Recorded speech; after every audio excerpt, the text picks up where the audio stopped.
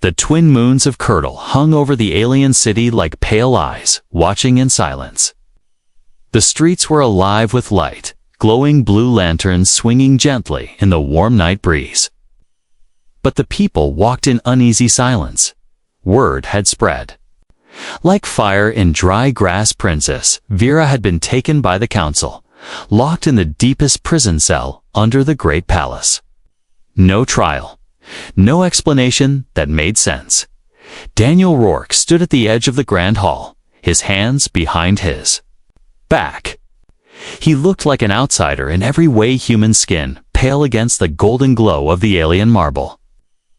Simple black jacket instead of ceremonial robes, boots still dusty from travel. The aliens looked at him as though he were a stray animal that had wandered in by mistake. But Daniel didn't care about their looks. He was here for one reason. The council chamber's great crystal doors opened with a hiss, and the guards motioned for him to step forward. Inside, 12 alien council members sat in a half circle. Their robes shimmered like liquid metal, their eyes narrow with suspicion. "State your reason for disturbing the council, human," said Lord Terran, the eldest. His voice was like steel scraping against stone. Daniel didn't bow. He didn't even flinch. "I'm here about the princess," he said, voice calm but sharp. "You have 3 days to let her go." The chamber filled with low laughter, like a wave of mockery rolling through the air. One of the younger counselors leaned forward, smirking. "You think to give us orders? You, a human from the outer worlds?" Daniel's gaze didn't leave them. "No," he said. "I'm not giving orders. I'm giving you a warning." "Lord." Terran's eyes narrowed further. "A warning? Do you threaten the Council of Kurtau?" Daniel took a slow breath, then stepped closer. His boots echoed against the polished floor. "I'm not here to threaten you. I'm not here to tell you what will happen if you don't listen. Free the princess, or face something you cannot fight." Silence fell for a moment. Then more laughter. The counselors looked at one another like children who had just been told a ghost story. "Humans," one said with a sneer, "always so dramatic. You are too new to the galaxy to know your place." Daniel's eyes didn't waver. They were cold, steady, like he wasn't trying to convince them, only giving them the truth. "You think I'm here alone?" he said quietly. "You think your walls will protect you? You think your fleets will stand? You're wrong." The guards shifted uncomfortably. Something in his voice made even them uneasy. But Lord Terran only leaned back in his chair, a slow smile spreading across his face. "Leave this chamber, human. Go back to whatever small world you came from. The princess will face her judgment as we decide. If you remain in Curdle after sunrise, you will be imprisoned as well." Daniel's jaw tightened. He studied each council member in turn, like he was memorizing their faces. Then he turned and walked toward the great doors without another word. The laughter started again as soon as his back was turned.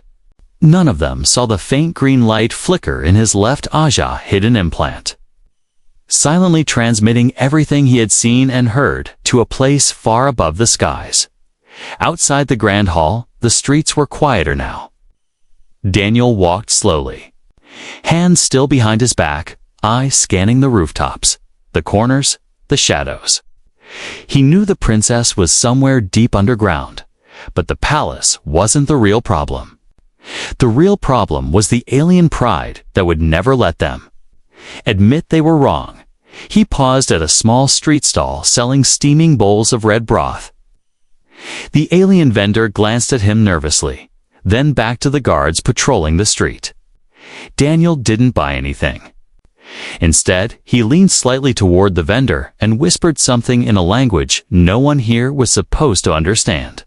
The vendor froze, then nodded quickly. Seconds later, a small silver insect-shaped drone crawled from under the table and followed Daniel into the shadows. Far away under the palace, Princess Vera sat in darkness.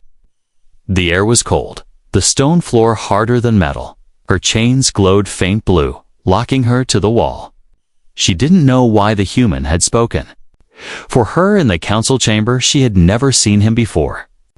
But when the guards came back from the meeting, they were laughing about him.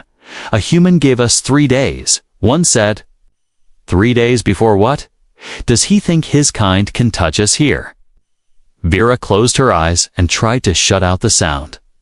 Yet part of her heart wanted to. Believe the human's warning meant something. Daniel stopped at the edge of a high balcony overlooking the city. From here, he could see the palace towers gleaming under the twin moons. He pulled a small device from his jacket, no bigger than a coin, and pressed his thumb against it. A low, distant hum answered from far above the planet, so faint no alien ears could hear it. Daniel allowed himself the smallest smile. "They've been warned," he whispered. "The clock starts."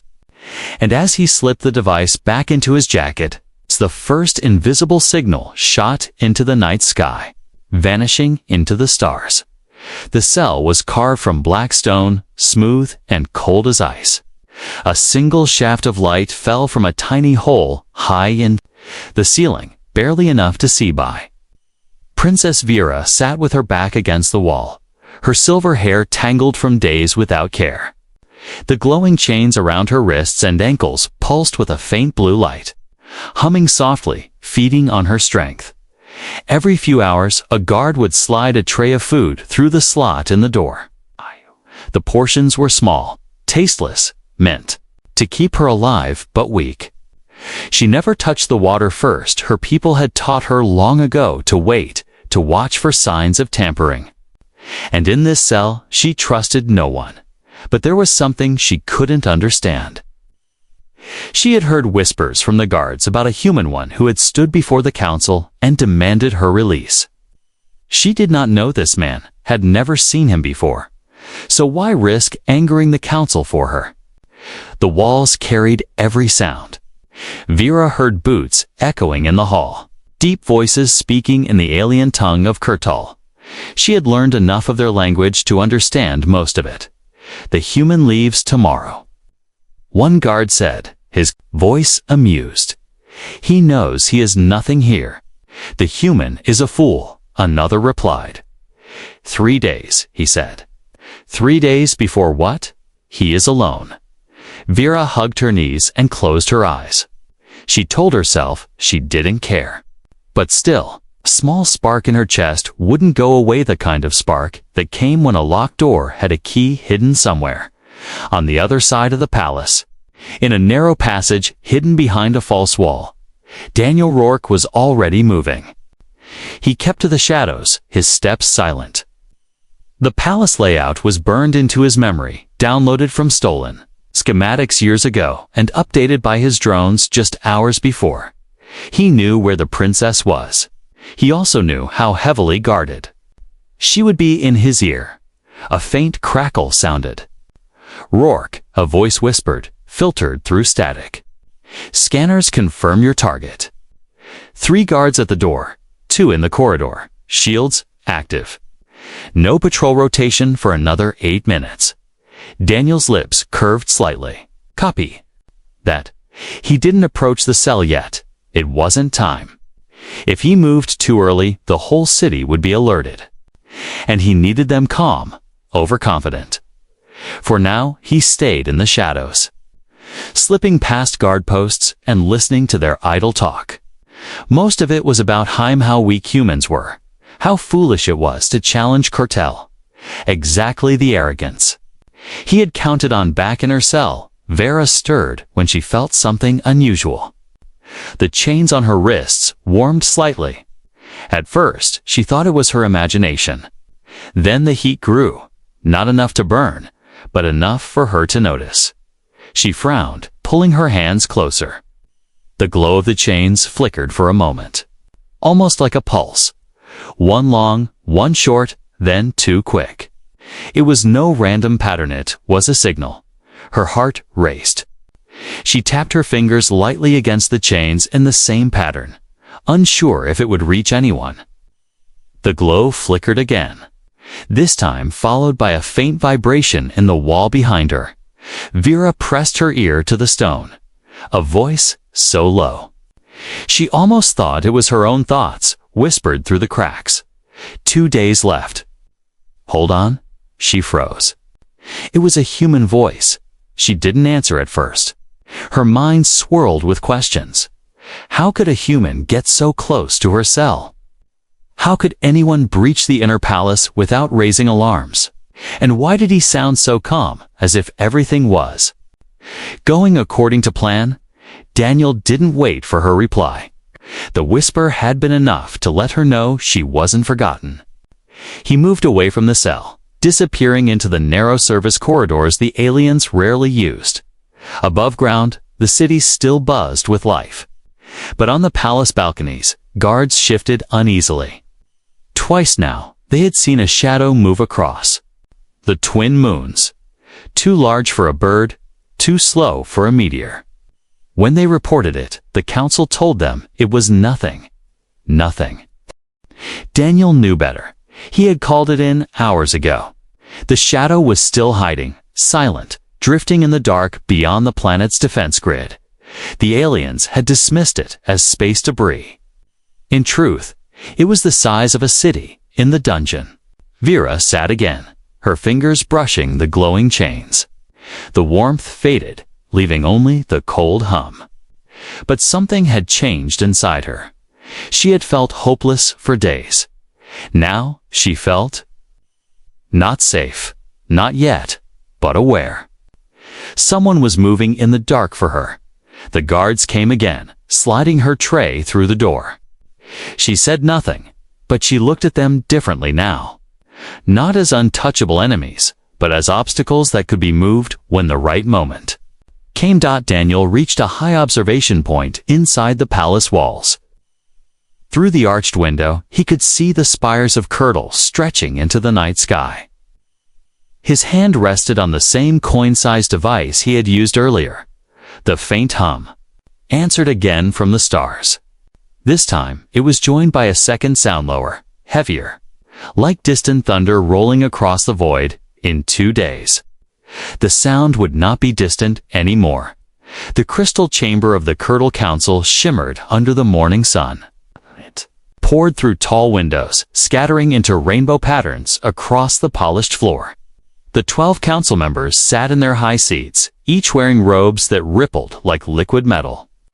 Outside the chamber, alien guards stood in perfect formation, their long rifles resting in their clawed hands. The air inside was heavy with self-importance. They were the rulers of Curdle, a people proud of their power, convinced no one could challenge their control. And today, they spoke not of their enemies, but of a single human who had dared to speak in their hall. Lord Terran, the eldest of the council, was the first to speak. His voice was slow and deliberate, as if every word was a jewel to be admired. This human believes we will bow to his demand. 3 days, he said. 3 days before something. He leaned back, the corner of his mouth twisting into a thin smile. We will show him how foolish he is. A younger counselor, Lady Chevelle, raised an eyebrow. Why bother? Humans are new to the galaxy. Their ships are clumsy, their armies untested. They have no allies worth fearing. Several others murmured in agreement. Another counselor, Lord Vareth, tapped a long clawed finger against the table. Perhaps, but I hear whispers. This man Daniel Rourke once commanded a fleet. They say he ended the Vryn War in a single night. Chauvel laughed lightly. Stories. Humans exaggerate their victories. And even if it is true, one man cannot threaten Curtel. We have fleets enough to darken the skies. Terran nodded. Exactly. This is why we must ignore his demand. To give in would be to show weakness. High above the city, in the palace spire, a network of scanners kept watch over the skies. They searched for incoming ships, for threats that might approach the planet. This morning, the readings showed nothing unusual, at least, nothing that interested the operators. A faint shadow had been detected beyond the outer orbit. but they marked it as space debris in the council chamber. The talk turned toward Princess Vera. "She is dangerous," said Counselor Drevik. "It's not because of her actions, but because of her ideas. She speaks of peace, of working with other species. She would have our people share our technology with the humans. It is weakness." Vareth tilted his head. "It is also why the human may want her free. Perhaps she is his ally, or perhaps she knows something he wants." Terran's eyes narrowed. "It matters not. She will stand trial when we decide. And if she is found guilty, she will be executed." No one in the chamber objected. In the lower halls of the palace, Daniel Rourke stood in the shadow of a stone arch, listening. A small, coin-sized device was pressed to the wall, picking up the vibrations of the council's voices above. Faint sound carried down the hidden shaft into his ear. When he heard the words "executed," his jaw tightened. He didn't move. Not yet. Patience was his weapon, as much as any gun or ship. Back in the chamber, Chauvel turned the conversation back to the humans, warning. "Perhaps we should show him what happens to those who threaten us. Arrest him now, before his 3 days. Are done?" Terran shook his head. "No. Let him stay. Let him watch as nothing happens. He will learn that Curdle is beyond the reach of humans. His time will run out, and then he will leave with his tail between his legs." Drevik gave a low chuckle. "Or perhaps we throw him in the cell next to the princess, so he can see what awaits those who defy us." More laughter filled the chamber. From his place in the shadows, Daniel let the sound burn into his mind.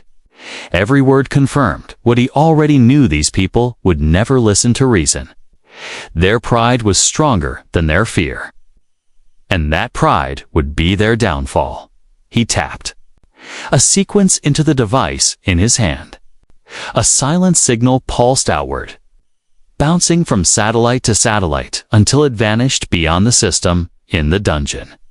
Princess Vera felt the chains warm again for a second, then fade. She didn't understand the meaning, but she felt her heart beat faster. Something was moving toward her. Even if she couldn't see it, the guards outside her cell laughed about their shift ending soon. One of them mentioned the human again. 3 days. The council won't even give him 3 hours if he makes trouble. Vera didn't speak, but she listened closely. If this human truly had a plan, she wanted to be ready when it began.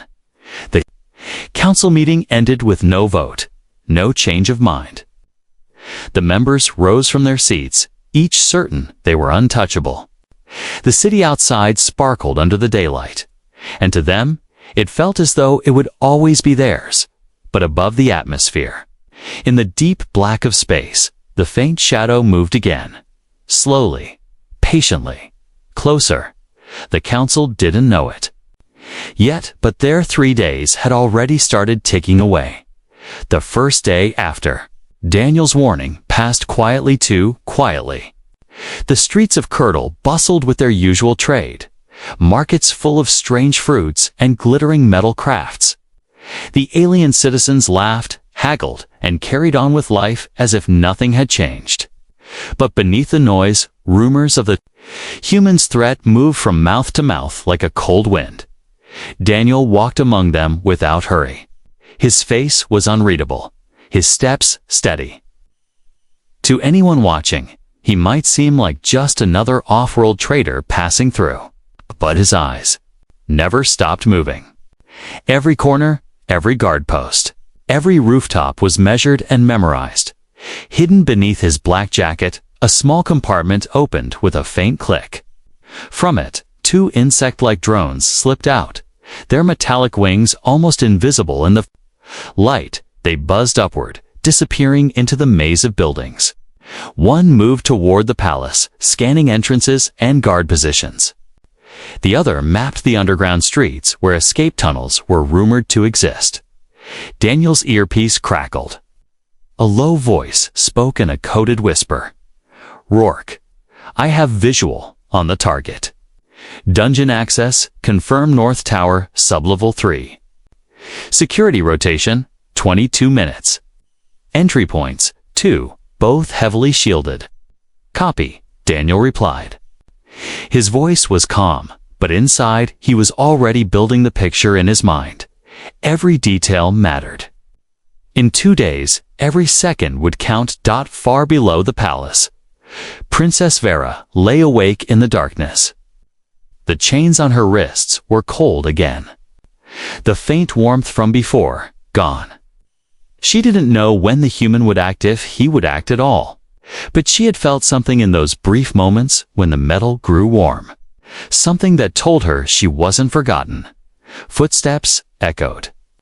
In the corridor outside, a guard stopped at her door, peering in through the viewing slit. "Still alive?" he asked with a smirk. "Good wouldn't want you dying before the council makes their example." She said nothing. Her people had taught her silence could be a weapon. Let the enemy think you are weak. Let them relax. On the palace's highest balcony, to alien. Sentries kept watch over the city and the skies. One of them, young and new to his post, frowned as he checked the scanner screen. "There it is again," he muttered. "That shadow in orbit. It's still there." His partner didn't even look. Space debris. The council already dismissed it. The young guard hesitated, then turned back to the screen. He didn't know why, but the shape felt wrong, too smooth, too steady. It wasn't drifting. It was waiting.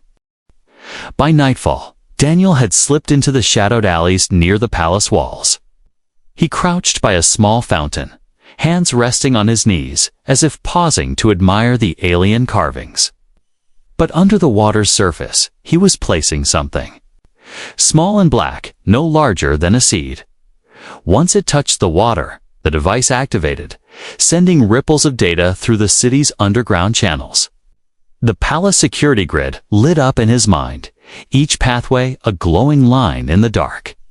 He saw where the shield generators were hidden, where the blind spots were, where the guards took the longest to patrol. A voice in his earpiece spoke again. "Day 1 complete." "You sure they won't act before the deadline?" "They won't," Daniel said, watching the palace towers gleam under the twin moons. "Their pride won't let them." In the dungeon, Vera sat with her head resting against the wall. She could feel faint vibrations again, too soft to be footsteps. She pressed her ear to the stone, hoping to hear the human's voice. Once more. But this time, there was nothing. Instead, she heard a different sound. The low hum of the shield generators powering the palace's defenses. It was a constant reminder that even if someone reached her, they would have to bring those shields down first. And no one, not even the human, could do that from inside the city, or so she thought. That night, Daniel returned to his room at a small inn near the East Market. The owner, an old alien with one blind eye, barely looked at him as he entered. Daniel closed the door, locked it, and began laying his gear on the table. Small metal discs, thin as leaves. 2 palm-sized devices shaped like half-moons. It's a black sphere with no markings at all. He picked up the black sphere and tapped it twice. It unfolded like a flower, revealing a tiny holographic map of Curdle. The palace was marked in red at the center. Slowly, Daniel began placing the discs and devices onto the map, each one matching the exact position of the ones he had hidden earlier in the day. By the time he was done, the palace was surrounded by a web of faint blue lines far above the planet. In the darkness of space, the shadow moved again. This time it inched closer, slow and deliberate.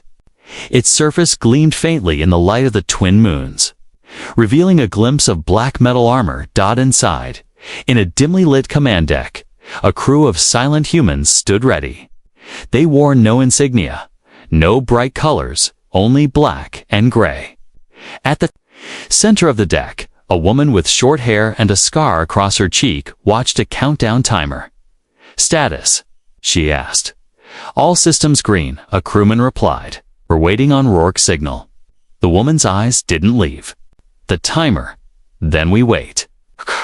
2 more days. In the alien council chamber, Lord Terran sat in his private quarters, sipping from a silver cup. He thought of the human and smiled to himself. A single man could not shake the power of Kurtal. Their fleets filled the skies. Their shields had never fallen, and yet far beyond the reach of his thoughts. The first threads of that shield's destruction were already in place. The countdown had begun, and no one in Kurtal even knew.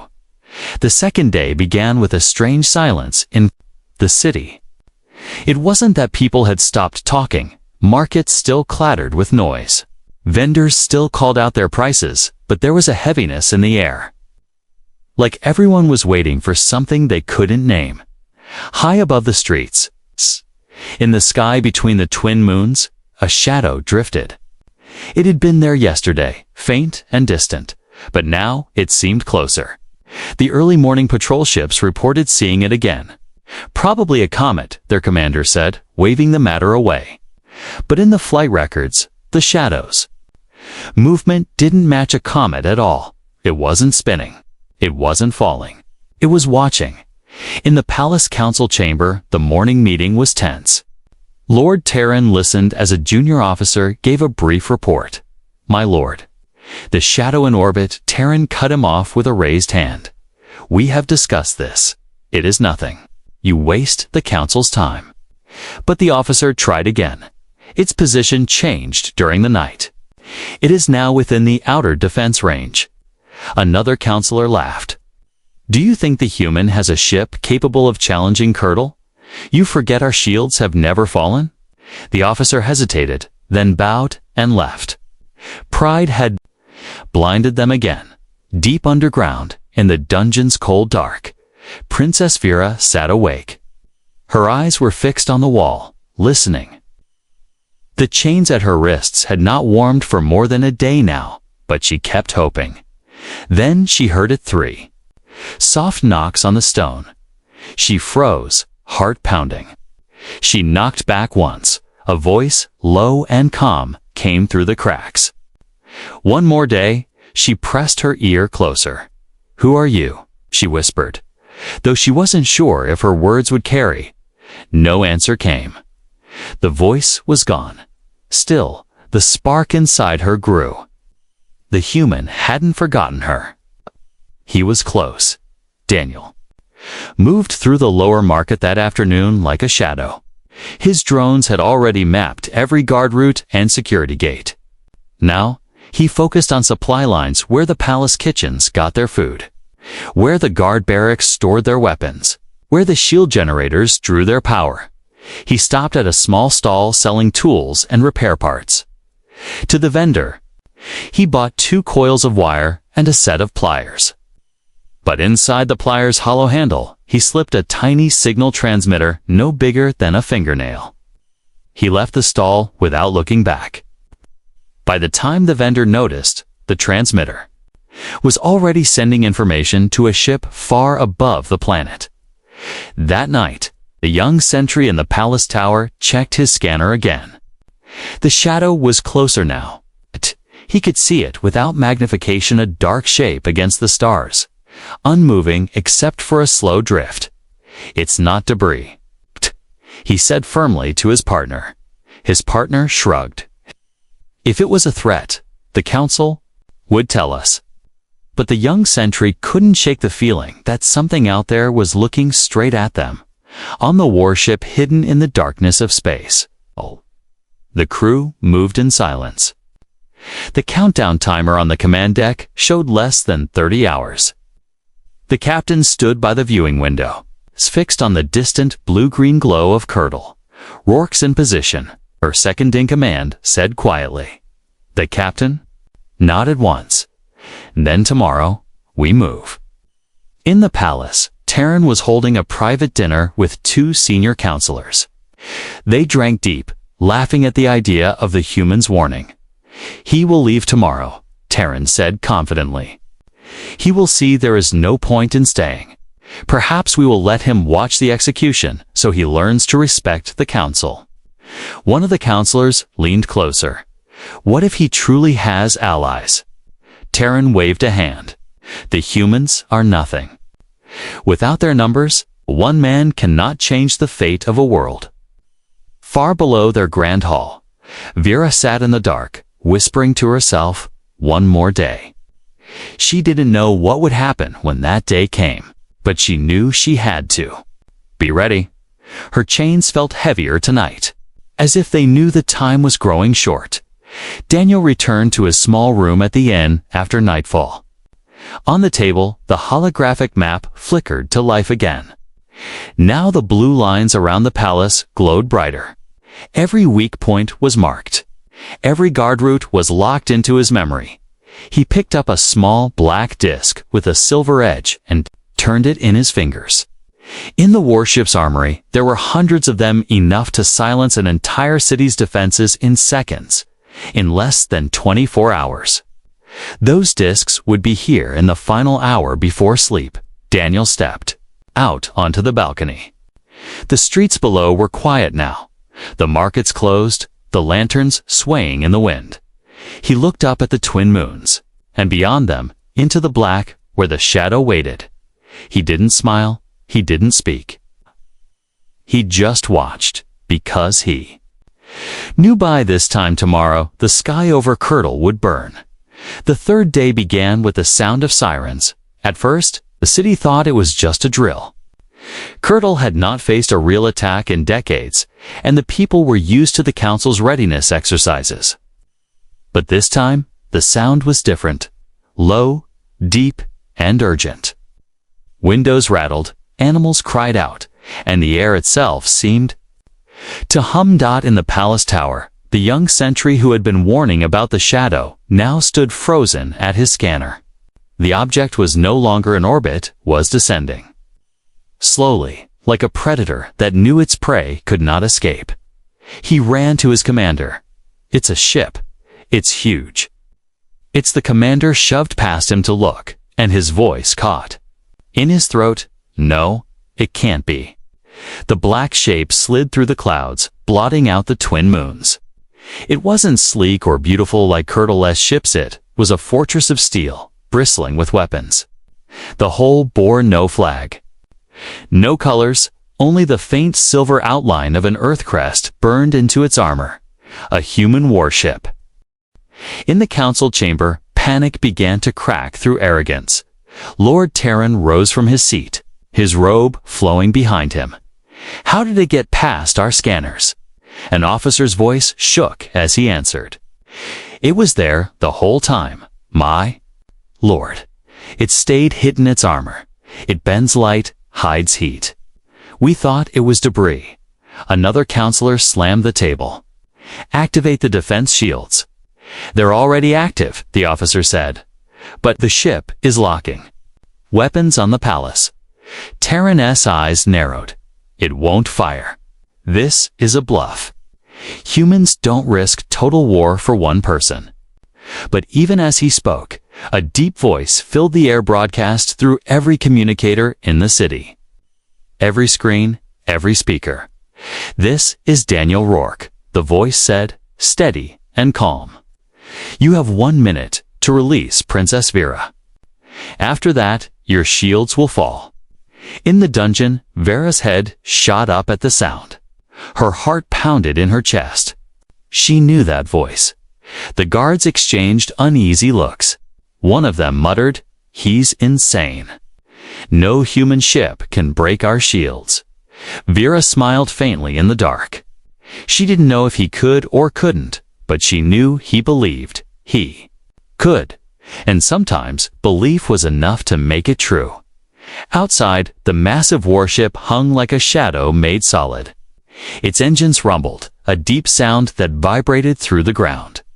The people of Curdle spilled into the streets, looking up with wide eyes. Mothers clutched their children. Merchants abandoned their stalls. On the warship's bridge, the captain stood beside Daniel. Her voice was low. "We have them, Rourke. Shields calibrated. Targets locked." Daniel's eyes didn't leave the city on the screen. "Wait for my signal." Back in the council chamber, the 1-minute countdown ticked away. Terran stood firm. Do nothing. They won't fire. A tell. They'd be destroyed in retaliation. But even as he spoke, a faint blue ripple shimmered across the palace. Dumbed a defense shield flickering for a split second. Then again, what was that? A counselor demanded. The officer at the controls paled. Something is draining the shield power. It's coming from inside the city. Daniel was already moving. In the chaos, he had slipped through the palaces. Service corridors, every guard's attention pulled upward toward the threat in the sky. His drones had disabled 3 shield generators already. The last one was deep in the lower levels, right next to the dungeon. He reached the generator room, placed a small black disc on the control panel, and stepped back. The disc pulsed once, then dissolved into the circuitry. The humming of the shield grew weaker, then stopped. Above the city, the blue dome around the palace vanished like mist in the sun. On the warship, the captain's eyes sharpened. Shields are down? Daniel's voice came through her com. Hold fire. I'm not done. In the dungeon, the lights flickered. The guards at Vera's cell shifted uneasily. One started toward the door to check on the disturbance, only to freeze as Daniel appeared in the corridor. He moved without hesitation, striking with the speed of someone who had done this 100 times before. The first guard went down without a sound. The second barely had time to raise his weapon before Daniel's elbow caught his jaw. Vera stared in shock as the human she had only heard through the wall stepped into the dim light. You're real, she whispered. Daniel didn't answer. He pulled a small device from his jacket, pressed it to her chains, and in 2 seconds they fell to the floor with a heavy clang. Can you walk? He asked. She nodded. Then stay close, he said, pulling her toward the corridor above. The council chamber descended into chaos. Some demanded surrender. Others screamed to attack. But their weapon systems were still locked down, jammed by the warship signal in the streets. The people of Kurtel watched as the massive human vessel turned slightly, its forward cannons glowing faint red. The message was clear. One more move from the palace, and the city would burn. Daniel led Vera through smoke-filled hallways as alarms blared. Guards tried to block their path, but none were ready for the human speed and precision. Every step brought them closer to the surface. When they reached the outer gate, Vera saw the warship for the first time. It filled the sky, a black wall of metal and firepower. Daniel tapped his com. Package secured. Bring us home. The warship's engines roared. A beam of blue light shot down, surrounding Daniel and Vera in a shimmering column. The world blurred, and in an instant, they were gun-lifted from the palace grounds to the safety of the ship's deck. Vera staggered, looking around at the humans who moved quickly to their stations. She turned to Daniel. Why did you do this for me?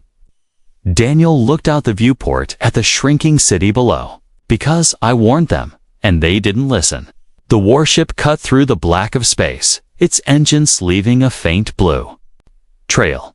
From the observation deck, Princess Vera watched her world grow smaller. The golden towers of Kurtel shrinking until they were no more than a glimmer. Daniel stood a few steps behind her, arms folded. He didn't speak, but his eyes stayed on the same view, scanning for any sign of pursuit. They'll come after us, Vera said softly. Daniel shook his head. Not today. They're too busy trying to understand what just happened. In the council chamber far below, chaos reigned. The members shouted over one another, their voices sharp with fear and anger. They breached the palace. One yelled, they disabled our shields from inside. Another cried. Lord Terran sat in silence at the center of the storm. His jaw was tight, his pride wounded deeper than his city's defenses. The words of the human echoed in his mind. You have 3 days to free her, or face something you cannot fight. He had laughed then. Now there was no laughter left. In the streets, the people of Curdle had seen everything. They had seen the massive warship hovering above their city like a silent judge. They had seen the palace shields vanish. They had heard the name of the human broadcast through every speaker. Whispers began to spread. Some said the council had brought this humiliation on themselves by ignoring the warning. Others wondered what kind of people humans were, to risk so much for one life, for the first time in living memory. The people looked at the council not with pride, but with doubt, on the warship's command deck. The captain approached Daniel. "We've cleared Curdle's sensor range. No pursuit detected." Daniel nodded. "Good. Set course for Outpost Kestrel." Vera turned to him. "That's in human space." "Yes," Daniel replied. "It's safe there." She hesitated, then stepped closer. "Why? You could have left me. You don't even know me." Daniel met her eyes. "I didn't need to know you. I needed to keep my word. I warned them. They didn't listen. That made it my fight." Later, as the warship cruised through the quiet dark, Daniel walked the lower decks alone. He passed the armory, the engine room, the crew quarters. Every soldier he passed gave him a respectful nod, not just because of what he'd done, but because he had done it without hesitation. In the mess hall, a young crewman stopped him. "Sir, is it true you went in alone?" Daniel shrugged. "I didn't go in alone. The ship was with me the whole time. Every person here was part of it." The crewman smiled faintly. Still. "The galaxy will remember this." Back on Curdle, the council tried to rewrite the story. They claimed the human had used illegal technology, that he had tricked their scanners, that his warship had hidden behind asteroids. But no matter what they said, they could not erase the image of the massive human ship lowering its weapons on their capital. Lord Terran issued an official decree banning humans from entering Curdle space without permission. But deep down, he knew it wouldn't matter. Humans were no longer just newcomers to the galaxy. They were a force to be respected. On the warship, Vera began to adjust to her new surroundings. The humans were not like the stories she had heard as a child. They were not reckless brutes or primitive wanderers. They were organized, disciplined, and yet human in their emotions. She watched them in the mess hall, laughing over meals, patting each other on the shoulder after hard shifts. They treated her not as a prisoner or an outsider, but as someone worth protecting. One night, she found Daniel in the observation deck again, staring out at the endless stars. "Do you think they'll ever understand?" she asked. Daniel didn't turn to look at her. "The council. No, they only understand power, but the people. Maybe they saw what we did. They saw we don't leave our own behind, even if our own isn't human." Vera was silent for a long moment. Then she said quietly, "You changed something? Maybe more than you know." In the weeks that followed, the story spread across the galaxy. Traders told it in markets, pilots told it in bars, and smugglers told it in the deep black between the stars. One human warned the Council of Curdle. They ignored him. 3 days later, the sky over their capital went dark, and when the light returned, their princess was gone. To some, it was a story of human arrogance. To others, it was a story of human loyalty. But to those who had been there to the people of Curdle, it was a warning. On the bridge of the warship, Daniel received a secure transmission from Human Command. "Rourke, the Council is rattled. They'll think twice before touching human allies again. Good work." Daniel ended the call without comment. He wasn't looking for praise. He was looking at the stars ahead, already thinking about the next mission. Behind him, Vera stepped onto the bridge. "Where are we going after Kestrel?" Daniel glanced at her. "Wherever we're needed." The warship's engines flared brighter, carrying them into the vast unknown, And somewhere far behind them, on a proud alien world that had learned the cost of arrogance, the name human was spoken differently now, less with scorn, and more with respect.